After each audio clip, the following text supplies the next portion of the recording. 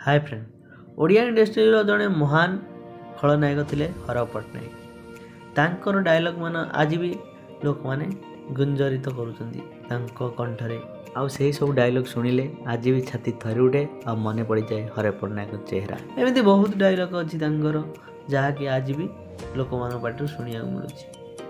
सी बहुत किसी ओडिया इंडस्ट्री की देते टाइम रे खलनायक कहले हर पट्टनायक ही बुझाए।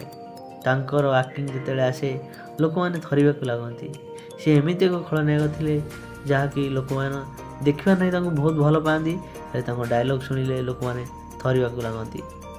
बुढ़ा बुढ़ी ठार आरंभ कर जेकोसी लोक देखुता ही गाली मिली थाए, किंतु से तांकर कर्तव्य कर रोल टी कर एमती रोल कर रोल जेकोसी लोक देखिले थरी उठे।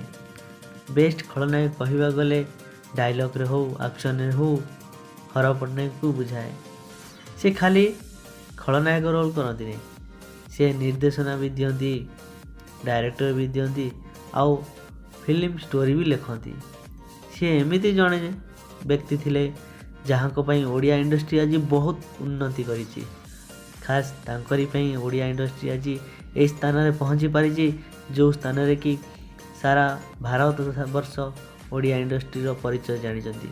ओडिया इंडस्ट्री भल फिल्म मैंने आसुच्ची लोक जानी। सी एमती जड़े व्यक्ति थे ओडिया इंडस्ट्री को बहुत आगू को नहीं। शेष में भगवान पाखक नहीं गले।